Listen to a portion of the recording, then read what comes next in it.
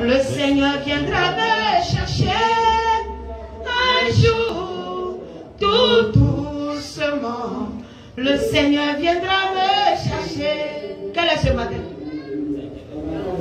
Vous ne laisserez rien jusqu'au matin. Si quelque chose reste jusqu'au matin, c'est vous-même que vous allez le brûler par le feu. Est-ce que quelqu'un me comprend? Si quelque chose reste jusqu'au matin, vous le brûlerez par le feu. Regarde ce feu dans lequel on brûle actuellement. Est-ce que vous voyez ce feu? C'est comme si on brûlait des ordures. Regardez bien le passage. Mais Seigneur, est-ce que tu me comprends un peu? Ce second feu qui est question, c'est un feu qui brûle les ordures. Tandis que le premier feu dont Dieu a parlé, c'est un feu qui a guéri l'Holocauste. Yes. Ah! Le premier feu est le feu qui a guéri l'Holocauste. Le second feu est le feu qui détruit les ordures. Mon frère, quel est ton choix? Est-ce que tu veux te laisser entièrement être éprouvé par le feu du Saint-Esprit, ou bien tu veux attendre, mettre des choses en réserve afin d'être consumé par le feu des ordures?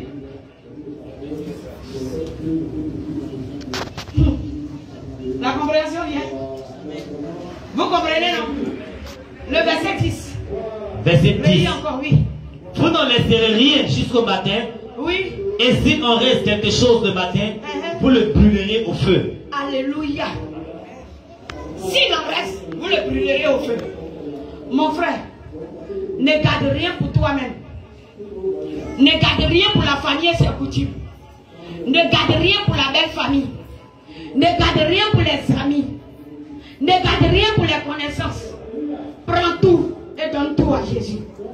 Dis à quelqu'un, prends tout et donne tout à Jésus. Alléluia. Faut le dire encore. Prends tout et donne tout à Jésus. Alléluia. Amen. Sinon, pourquoi est-ce qu'on a jeté ton repas au feu? Il dit, si tu gardes ça jusqu'au lendemain, on va le brûler au feu. Ça veut dire que quoi? C'est qui t'a effrayé, que tu n'as pas voulu donner au Seigneur, sur lequel tu as lutté jusqu'à là, tu ne pourras pas profiter. Ah, tu ne peux pas profiter. La chose sera détruite. Donc, pardon, c'est que tu as laissé au bouillon là. Il faut envoyer en brûler. On va mettre ça en même temps dans le feu du sacrifice. Rien ne doit rester au bouillon. Quelque chose ne doit pas être cuit dans l'eau. L'eau ne cuit rien. On ne doit pas faire bouillir là-bas. On doit rôtir. Il faut que ta vie soit rôtie devant le Saint-Esprit. Alléluia. C'est ça la véritable Pâque. Celui qui n'a pas connu cette Pâque-là ne peut pas arriver à la Pentecôte. Lorsque j'ai médité, j'ai analysé depuis le désert avec Moïse que lorsque le Seigneur a fini cette Pâque a permis à Dieu de faire quoi d'abord dans la vie d'Israël? De lui permettre de sortir de l'Égypte, n'est-ce pas? Et de consumer tout ce qui était Égypte dans sa vie. C'est pourquoi, lorsque l'ange de la mort est venu, toutes les personnes qui véritablement se sont laissées rôtir par le feu du Saint-Esprit n'ont pas vu l'ange de la mort passer dans leur maison. Lorsque tu te laisses rôtir par le feu du Saint-Esprit, l'ange de la mort quitte ta vie. Et l'ange de la mort reste en Égypte. La mort s'est manifestée où? Dans la vie des Égyptiens. Vrai ou faux?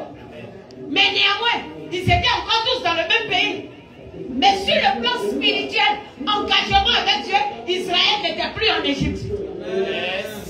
Ah, ouais, acclame-moi le Seigneur.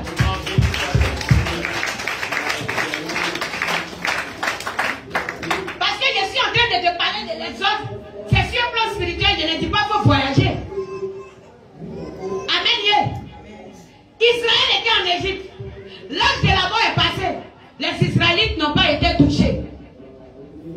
Si tu crois que tu es Israélite, en ce temps en Égypte, et que toi, tu n'as pas considéré qu'il fallait prendre un agneau d'un an pour Je sais que l'ange de la mort passera dans ta maison. Vrai ou faux? Ça passera. Ne laisse pas l'ange de la mort passer. Avant d'embrasser le temps de la Pentecôte, il faut que nous sachions d'abord immoler notre agneau devant Dieu. Celui qui ne sait pas immoler son agneau devant Dieu ne peut pas parler de Pentecôte, parce que Pentecôte c'est encore une autre forme de restauration. Et seule la personne qui a connu la Pâque peut parler de la Pentecôte. Aucune étape ne se saute dans le Seigneur. Alléluia.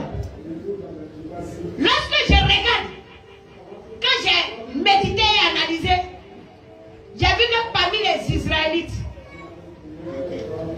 ceux qui sont montés à la montagne pour recevoir la Pentecôte dans le désert, Moïse et Josué, sont ceux-là seulement qui ont été épargnés de la destruction dans le désert.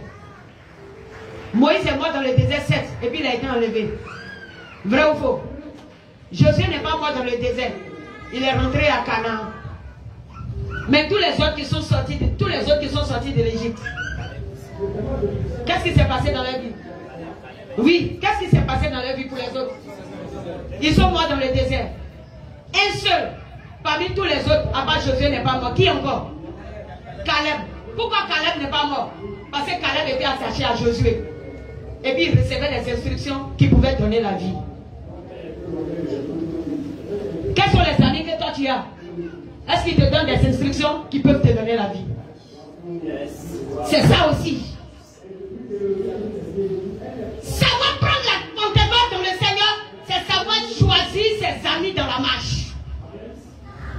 Lorsque le chrétien ne sait pas choisir ses amis dans la marche, il va sombrer. Tous les autres ont échoué. Caleb, ami de Josué, et Moïse, 3 personnes qui étaient en Égypte, ont été sauvées de leur génération. Tu viens de la génération des perdus? Il faut dire non. Est-ce que tu viens de la génération des perdus? Non, moi je ne serai pas perdu. Alléluia. Donc la Pâque de la Pentecôte, c'est des choses même qui ont été célébrées dans le désert. Amen. Et c'est depuis le désert que le Seigneur a donné les orientations. Et nous allons arriver avec les orientations, avec les répétitions de ces fêtes-là, jusqu'à dans la nouvelle alliance avec Jésus-Christ de Nazareth. Alléluia. Regardez avec Jésus. Nous avons célébré la Pâque. Et de la même manière que les choses étaient respectées, le Seigneur est venu dans l'accomplissement de tout ce qui avait été dit à Moïse. Il est venu les accomplir sous Jésus. N'est-ce pas que Jésus a dit que je ne suis pas venu abolir la loi? Donc la Pâque existe et la Pentecôte aussi va exister. Mais le Seigneur est venu nous confirmer ce que signifiait chaque fête. C'est tout. Jésus est venu nous confirmer la signification de chaque fête. De sorte qu'en Christ, tout est mystère. Le Dieu que nous avons est un Dieu de mystère. La parole même est mystère. Parce qu'on vous parle d'un agneau qui doit être immolé en Égypte. Pourtant, en réalité, si tu rentres dans les profondeurs, il ne s'agit que de toi. Il s'agit de Jésus, mais il s'agit de toi.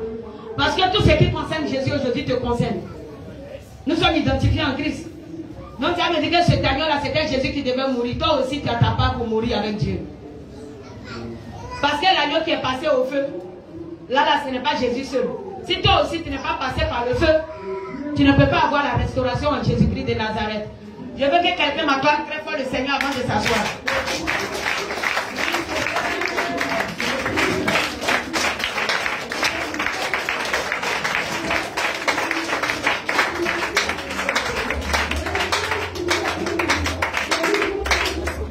Faut saluer ton frère.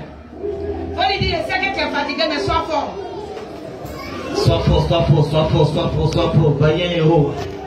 Sois fort. C'est pas moi qui ai fait. C'est le Seigneur qui voulait vous donner onction. Yes. Mais maintenant, moi, il prêche. Ah. Elle, c'est ma faute. Yeah. Soyez fortifiés. Amen. Ça peut aller. Voilà. Quelqu'un a repris la force. Voilà. Ok. Et nous Alléluia. Et dans la nouvelle alliance, le Seigneur nous a montré ce que signifiait véritablement la Pâque. Il nous a déterminé que le Pâque signifiait véritablement la résurrection. Pour dire que quoi? Au moment où le Seigneur était en train de te dire, il faut faire cuire l'agneau, pour que tu mettes le sang de l'agneau sur les linteaux de la porte, c'est pour te dire que au lieu que la mort demeure en toi, je vais faire une transaction spirituelle afin que de mort que tu étais, que toi tu reviennes maintenant à la vie par le feu du Saint-Esprit. Le feu nous donne la vie. Pourquoi le feu nous donne la vie? Parce que le feu arrive lorsque nous la traversons à nous faire comprendre que ce qu'on a fait dans le passé, ce n'était rien que la mort et la perdition. Quand tu n'as pas encore réalisé ça, c'est que tu n'as pas encore connu la Pâque. C'est pourquoi Jésus lui-même, étant passé par cette souffrance, devenant, pour nous montrer l'exemple, l'agneau, il a passé par la souffrance de ce feu. Et lorsqu'il a passé par la souffrance du feu, la Bible dit qu'il est descendu dans les profondeurs. Amen. Il est descendu dans les profondeurs. Et des profondeurs, qu'est-ce qu'il a fait? Oh!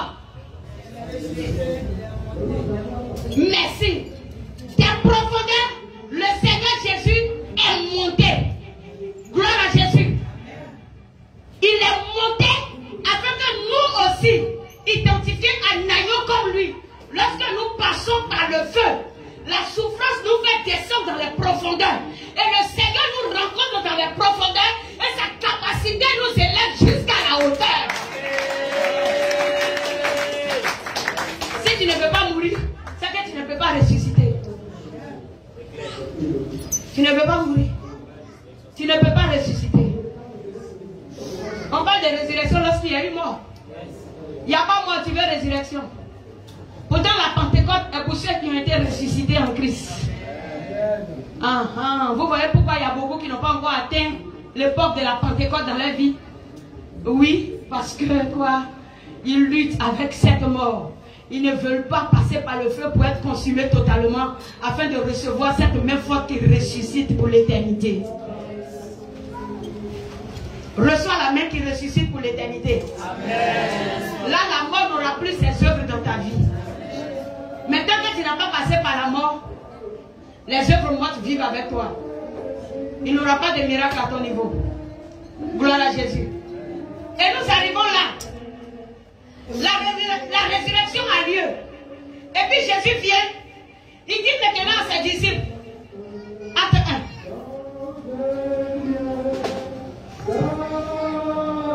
1. Acte chapitre 1.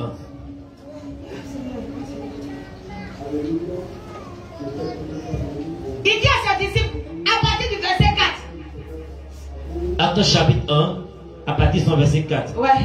Comme il se trouvait avec eux, il leur recommanda de ne pas s'éloigner de Jérusalem. Mais d'attendre ce que le Père avait promis, oui. Ce que je vous ai annoncé, leur dit-il. Amen. Amen. Amen.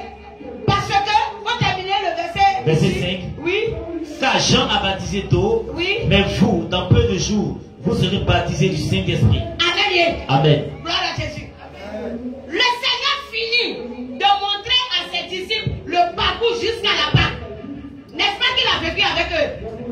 Il leur a donné les enseignements qu'il faut.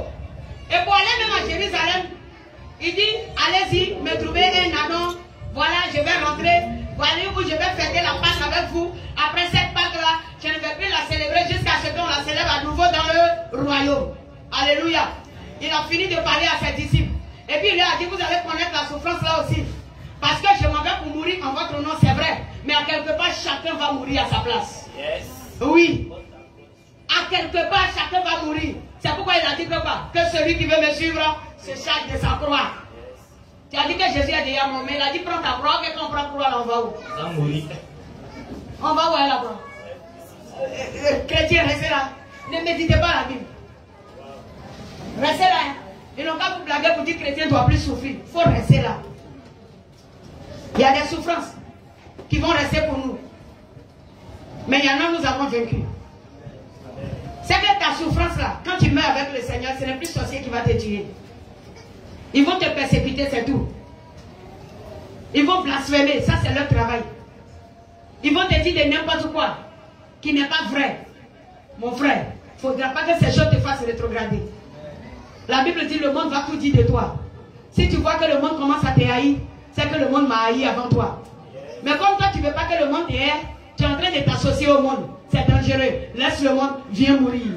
Dis à quelqu'un, laisse le monde, viens mourir. Laisse le monde et viens mourir. Alléluia. Parce que sans cette mort-là, tu ne peux pas connaître ce que c'est que la Pentecôte. Tu ne peux pas connaître la Pentecôte. Le Seigneur les a envoyés à comprendre que voilà comment les choses vont se passer. On a attrapé Jésus. Ils étaient tous dans la souffrance. C'est devant eux-mêmes qu'ils ont attrapé le Seigneur. Vrai ou faux? Pierre a cru que ça là c'était un combat. Non, force contre force. Le Seigneur a dit à Pierre, le combat ne se trouve pas là. Ça veut dire que jusqu'à ce que Jésus aille à la croix, les disciples de Dieu continuaient de recevoir les enseignements qu'il faut pour la vie chrétienne. Yes.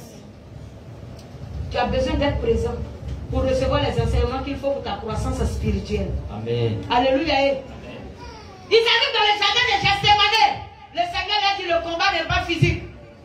Dit non, Seigneur, lui m'a incité que je suis sorcier. Est-ce que lui-même il m'a vu même? Il dit que moi j'ai laissé tout les gars là. Il dit qu'il m'a vu à l'hôtel. Si tu n'es pas allé à l'hôtel, il faut le laisser parler. Ça peut aller. Mais si tu es allé à l'hôtel, va te repentir devant Jésus. Ça c'est lui et puis ton Dieu. Si tu n'as pas volé, il faut le laisser parler. Mais si tu as volé, il faut demander au Seigneur de te transformer. Gloire à Jésus. Le Seigneur continuait de leur donner les enseignements.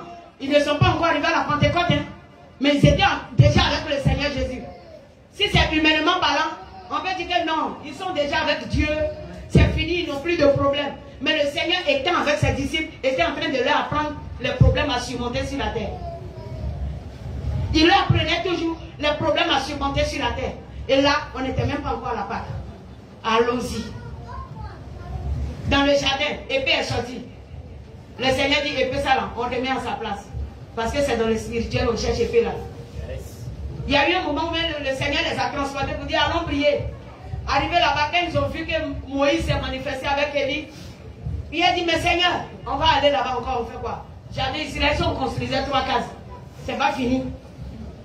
Vous pensez que la vie chrétienne là c'est facile comme ça quoi? Pardon. Il n'y a pas une gloire que le Seigneur va mettre au devant de toi pour que ça soit pour toi seul. Aïe. Le Seigneur venait de faire comprendre à ses disciples, à Pierre, Jean et Jacques, que cette gloire que vous avez vue là, vous ne pouvez pas rester ici et puis ça sera entre nous. Moi, l'Éternel, je vais être connu de l'humanité. Donc vous allez sortir. Les persécutions vont venir et vous allez faire connaître cette gloire là à plusieurs personnes dans le monde entier. Alléluia. Et c'est grâce à eux aujourd'hui nous on prêche. Acclame-moi Jésus.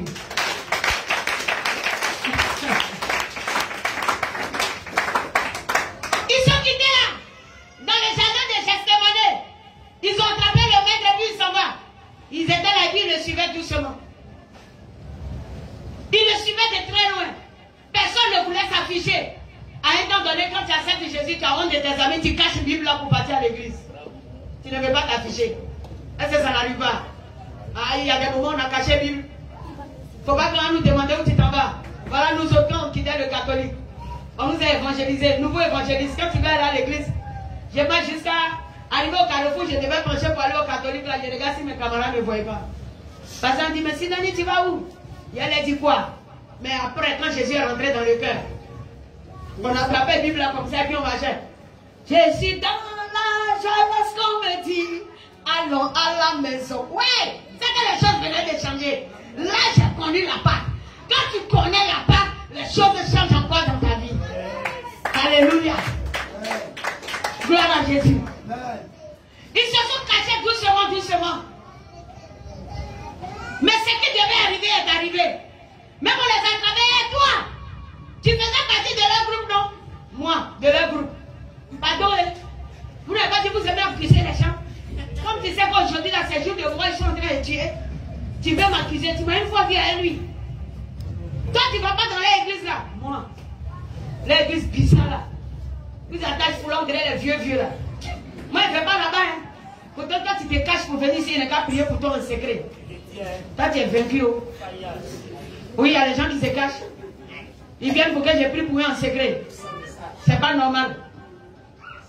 La Bible dit, si tu sais que l'arbre est bon, c'est que son fruit est bon. Si tu as reconnu que le fruit est bon, il faut savoir aussi que l'arbre est bon. Pourquoi est-ce que tu veux manger le fruit et puis tu dis que l'arbre est mauvais? C'est toi-même qui es mauvais. On reconnaîtra un arbre à ses fruits. Donc si tu sais que les fruits là peuvent restaurer, alors pourquoi est-ce que tu ne restes pas à l'ombre de l'arbre en même temps? Il a parlé en code. Amen. Si tu sais que les fruits restaurent, pourquoi tu ne restes pas à l'ombre de l'arbre? C'est les fruits là que tu cherches. Mais l'arbre là lui-même là, ses feuillages t'ont fait quoi? C'est un rêve. Quand tu veux fruits là pour manger, arrange-toi pour ne pas que l'arbre sèche. Si le fruit est bon, je dis à quelqu'un, arrange-toi pour ne pas que l'arbre sèche. Si l'arbre sèche, tu ne vas pas plus manger. Donc transporte un peu d'eau et viens arroser la racine. Parce que quand il n'y a pas de racine, il n'y aura plus de tronc. Et s'il n'y a plus de tronc, il n'y a plus de sève. Et s'il n'y a plus de sève, il n'y aura pas de feuillage. Et quand il n'y a pas de feuillage, il n'y aura pas de fruits. Tu as compris? C'est un mystère. Donc il faut t'arranger. Il faut transporter un peu d'eau. Il faut arroser l'arbre là. Transporte un peu d'eau, arrose là. C'est ceux qui ont des oreilles qui ont compris. Il n'y a pas t'expliquer ça. Il faut arroser l'arbre. Là tu mangeras de ses fruits. Le temps vient où la Bible nous dit les fruits de la vie vont produire 12 fois dans l'année. Tandis qu'il y a 12 mois dans l'année. Ça veut dire que quoi? On aura la vie à tout moment. Alléluia. Gloire à Jésus. Les pierres ont régné. Mais tout le temps où ils étaient en train de régner, le Seigneur n'a pas calculé ça comme un péché qui devait les détruire. Vrai ou faux? Parce que Dieu lui-même, il connaît quoi? Les difficultés de chemin que tu as pris là. Il connaît les difficultés de la vie chrétienne. Donc il y a des choses que Dieu ne demande pas. Florence, il faut te réveiller. Il faut la toucher. Elle n'a qu'à se réveiller, elle dort profondément. Claudia, réveille-toi aussi. Ok. Je vais dire le nom de tous ceux qui dorment. Donc apprêtez-vous à moi. La seule personne qui doit dormir actuellement, c'est Alexis. Jusqu'à le message, il va finir. Voilà. Il dort.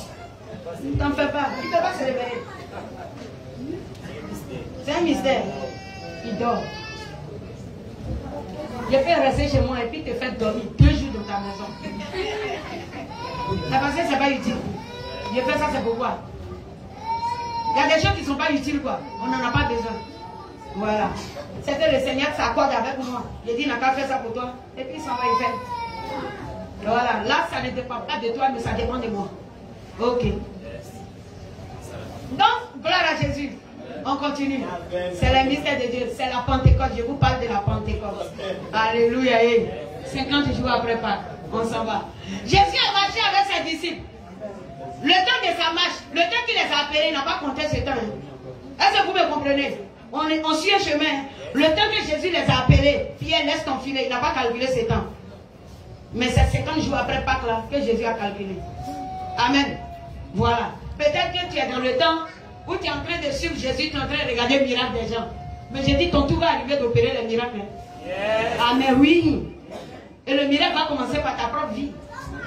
Amen. Le fait que je viens à l'église n'est pas d'abord même la vie chrétienne. Sinon les biens ont tout à se demander, Seigneur, les démons même nous étaient soumis en ton nom. Le Seigneur dit, ne vous réjouissez pas de ça. Il a méprisé là, il dit, ne vous réjouissez pas de ça. Les démons étaient soumis. Il dit, moi je voyais Satan quitter au ciel pour tomber comme éclair. Quand tu parles des démons soumis, le maître lui-même a été précipité. Donc démon est soumis là. Il faut laisser la partie là. Ça c'est déjà signé dans la justice de Dieu, le démon doit se soumettre. C'est toi qui m'intéresse.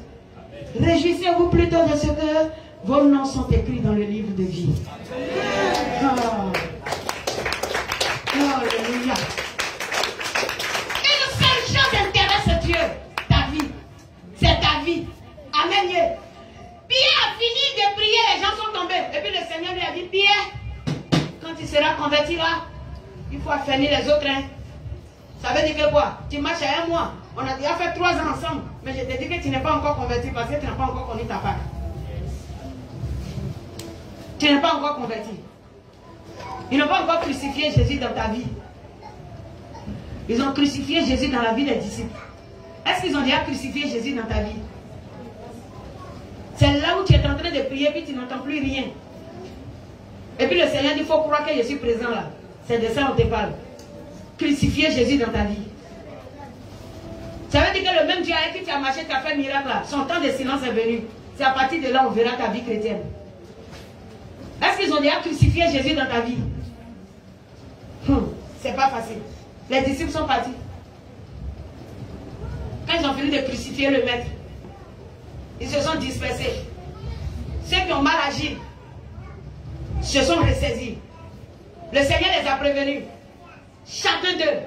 Et puis il a dit que par prière, Satan même t'a réclamé. Toi-même il t'a réclamé parce que c'est quelque chose de spécial que j'ai mis en toi. Donc Satan t'a réclamé. Il faut savoir que Satan te réclame parce que Dieu a mis quelque chose de spécial en toi. Yes. Si Satan te réclame, c'est parce qu'en toi se trouve quelque chose de spécial. Il dit, Pierre, Satan t'a réclamé, il veut te cribler comme du froment. Pourquoi? Il veut cribler Pierre. Parce que dans Pierre, le Seigneur avait déposé la délivrance des nations. Il dit, tu es Pierre.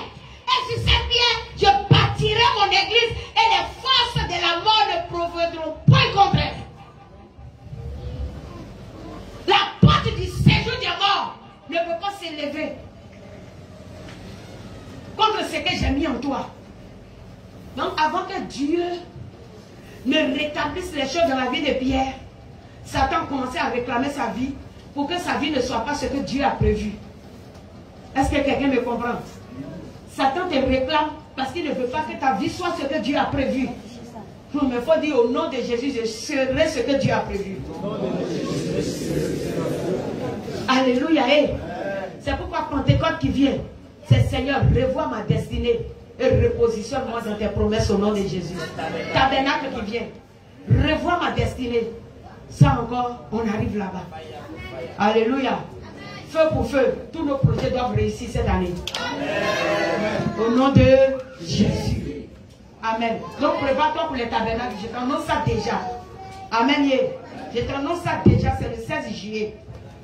Ça va chauffer. Pierre s'est rendu compte, après la mort de Christ, que lui, il a fait quoi? Qu'au moment où on crucifiait le Seigneur dans sa vie, il a eu à renier Jésus. Il a eu à renier Jésus. Et plusieurs d'autres ont fait ce qu'ils pouvaient dire. Judas aussi s'est rendu compte que c'est lui qui a vendu Jésus. Il y a ce que chacun en fait dans la pause. Depuis il vient à l'église.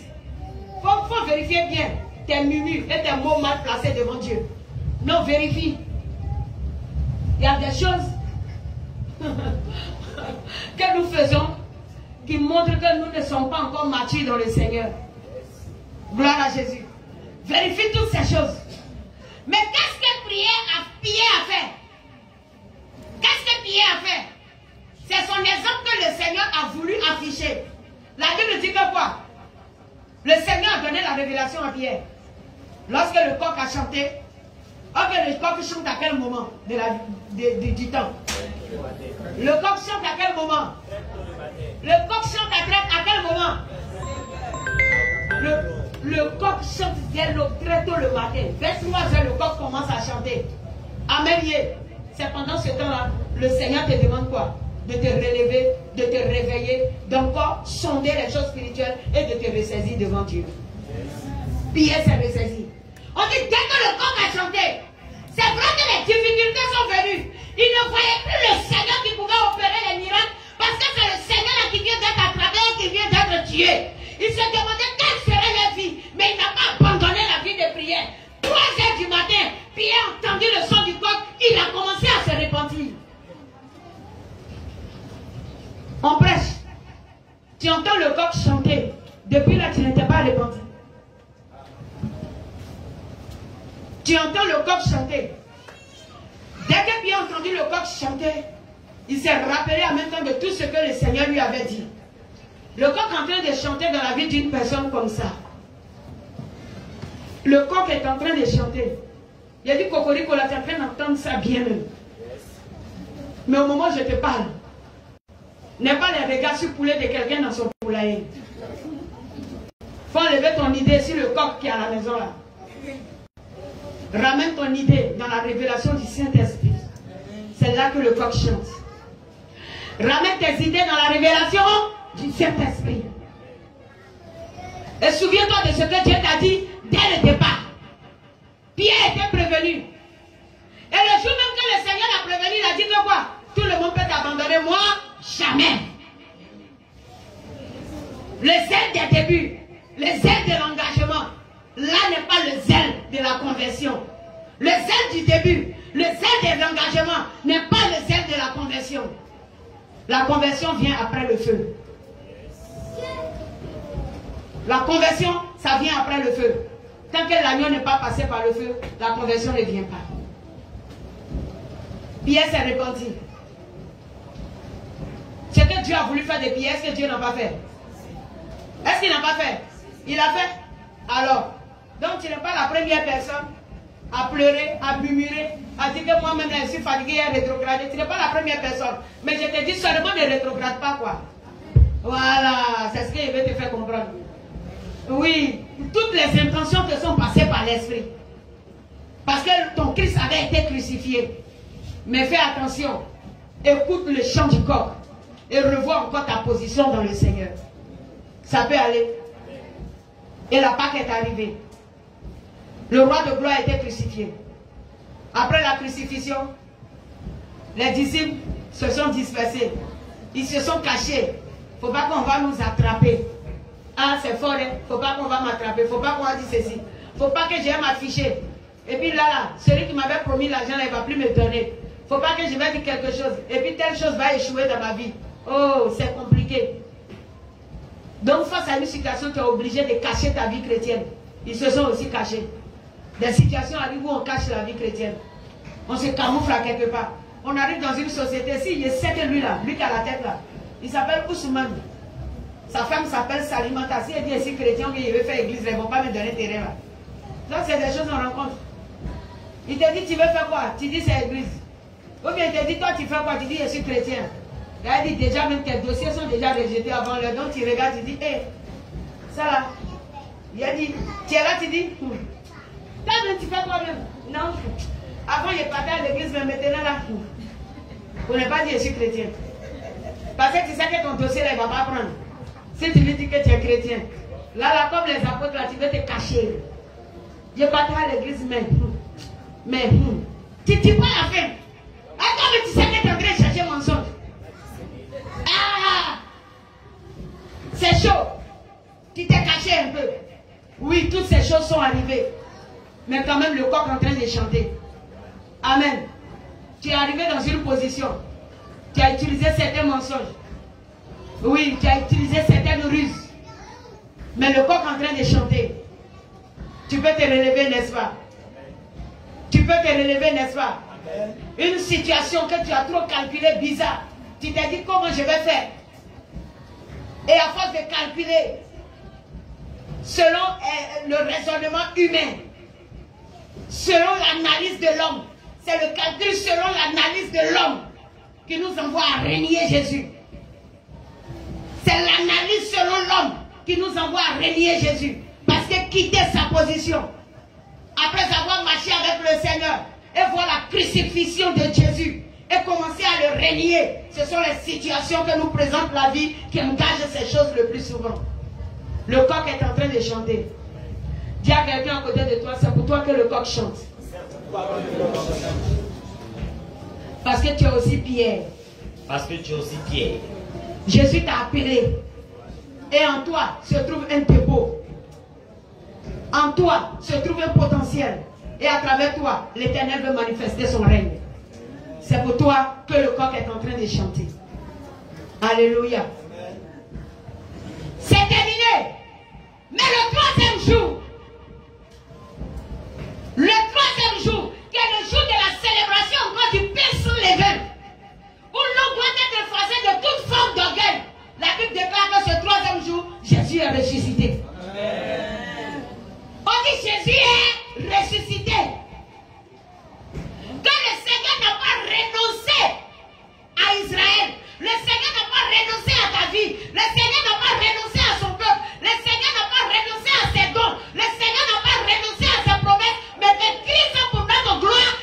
ressuscité.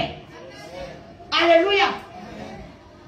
Et les disciples ont vu que le tombeau était ouvert. Et la joie était à l'intérieur. Mais cette joie-là ne les a pas envoyés à retourner dans leurs familles respectives. Vrai ou faux? Est-ce qu'ils sont retournés dans leurs familles respectives? Ils ont pris l'engagement de marcher avec Christ. Christ n'était pas là, ils se sont mis à part. Merci Rose, il ne faut pas avoir sommeil. Acclame-moi encore le Seigneur. C'est pas ma faute, c'est mon temps, il est prêché. Alléluia. Le Seigneur s'est manifesté à eux par des différentes occasions. Et quand Dieu va se manifester à eux, ils vont se rappeler que l'Éternel a dit que quoi? Je vous attends. Je vous attends où? Je vous attends où? Je vous attends où? C'est faux. Quittez là-bas. En Galilée. Vous allez gêner tout de suite. Quoi Jérusalem, Jérusalem? Toi-même Jérusalem. Amen. Il dit je vous précède en... Voilà, c'est là que vous me trouverez. Donc ils se sont rappelés que le Seigneur a dit je vous attends en Galilée. Marie, il faut aller leur dire ça. Ils ont pris tous la marche. Bon, ils sont arrivés en Galilée, au lieu prévu par l'Éternel. Le Jésus-Christ de Nazareth n'était pas mort, mais il est vivant. Hey! Wow! Lorsqu'on a fait de crucifier Christ dans ta vie, il faut te rappeler qu'il t'a dit je vais ressusciter et que tu vas me retrouver en Galilée. Amen. Pardon, prends la marche, va trouver Jésus en Galilée. Regarde, le coq a fini de chanter. Qui s'est ressuscité, mon frère? Prends la marche, dis à quelqu'un. Toi, c'est le temps d'aller à Galilée. C'est le temps d'aller à Galilée. Amen. Amen. Voilà. Donc le Seigneur quitte en Galilée, on continue maintenant. Nous sommes dans Acte 1. Les gens disent, maman, la belle dit, ça va durer. Mon frère. Aujourd'hui, là, c'est le jour de l'Éternel. Continue. Comme il se trouvait avec eux, verset 4. Verset 4. Oui. Comme il se trouvait avec eux, il leur recommanda de ne pas s'éloigner de Jérusalem. Il leur recommanda de ne pas s'éloigner de Jérusalem. Le Seigneur veut dire quoi par là? Qui s'est ressuscité? Ça veut dire la force spirituelle a commencé à reprendre vie en toi. J'ai compris, j'ai entendu le chant du coq. Je me suis repenti. J'ai senti que le zèle commence à revenir. Ah, on dirait que je suis en train de prier là. On dirait que l'onction m'est venue un peu. On dirait que je sens que Dieu est là. Mais je n'ai pas encore repris la force bien. Continue, tu vas reprendre la force. Oh, j'ai dit continue. Jésus est fidèle. Amen. Alléluia. Le zèle est là, ça vient. Mais cette joie-là anime. Alléluia. Mais cette joie qui t'anime là, ne l'abandonne pas. La seule chose que tu as à faire, c'est de faire quoi? Retourne dans l'assemblée des saints. Il dit ne t'éloigne pas de Jérusalem. Waouh. Il dit quoi? Il leur recommanda de ne pas s'éloigner de Jérusalem. De ne pas s'éloigner de Jérusalem.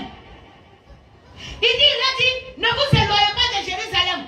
Parce que ce que Dieu veut faire avec toi, là, si tu t'éloignes de Jérusalem, la chose ne va plus s'accomplir. Ne vous éloignez pas de Jérusalem. Tandis que Jérusalem, c'est quoi? C'est la présence du Seigneur. Demeurez dans sa présence. Attendez jusqu'à ce qu'il a promis là, ça vienne descendre sur ta vie. Ne t'éloigne pas de Jérusalem. Quelles que soient les difficultés, ne vous éloignez pas. Les gens vous persécutent, ne vous éloignez pas. Amen. On va vous tuer, ne vous éloignez pas. Amen. Les gens te persécutent, ne t'éloigne pas. Que la persécution des finances ne t'éloigne pas de Jérusalem. Alléluia. Tu es là à l'église. Toutes les soeurs te refusent. Ne t'éloigne pas de Jérusalem. Les frères ne te voient pas. Ne t'éloigne pas de Jérusalem. L'enfant que tu veux n'est pas encore né. Ne t'éloigne pas de Jérusalem. La maladie est encore là. Ne t'éloigne pas de Jérusalem.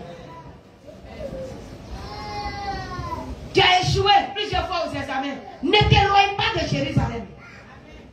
Il dit ne vous éloignez pas de Jérusalem. Mais de faire quoi? De Jérusalem, mais d'attendre ce que le Père avait promis. Attends ce que le Père a promis. C'est quoi le Père t'a promis? Dis-moi. Ah, promis quoi? Faut laisser Saint-Esprit là. Toi, mais il t'a dit pas. Laisse Saint-Esprit. Le Père t'a promis quoi? Le ministère. Ok. C'est ça. Donc tu attends ce que le Père a promis. Tu n'as pas dit, mais depuis là, les gens tendent les mains, je vois les grands prophètes, ils sont en train de faire les miracles. Moi-même, je ne fais pas de miracle encore. Qu'est-ce pour que Dieu m'a appelé? Mon frère, ne t'éloigne pas de Jérusalem. Amen. Non, ne t'éloigne pas de Jérusalem. Amen. Alléluia. Lui ne s'est pas réveillé un matin pour opérer un miracle. Amen. C'est un jour que la chose est venue se manifester. Le jour où ça se manifestera dans ta vie vient. Le Seigneur t'a promis un enfant. Ne t'éloigne pas de Jérusalem. Amen. Même si tu ne t'appelles pas Sarah pour attendre 90 ans, ne t'éloigne pas de Jérusalem. Amen. Il t'a promis le mariage. Ne t'éloigne pas de Jérusalem. Dis à quelqu'un à côté de toi, ne t'éloigne pas de Jérusalem. Ne t'éloigne pas de Jérusalem. Attends la promesse de l'Éternel. Attends la promesse de l'Éternel. Il est Dieu, il ne peut pas parler. Et puis la chose va pas s'accomplir. Si tu n'as pas encore vu l'accomplissement, c'est parce que ce n'est pas encore le temps. Il y a un temps, il a prévu pour toi. Il pouvait dire dans Habakkuk, si la prophétie tarde, c'est tout. Il dit attends là. Il n'a pas dit ah, je vais te révéler le jour. Il dit non, attends là. C'est moi l'Éternel qui a parlé, non? Donc attends-moi. Maman là-bas,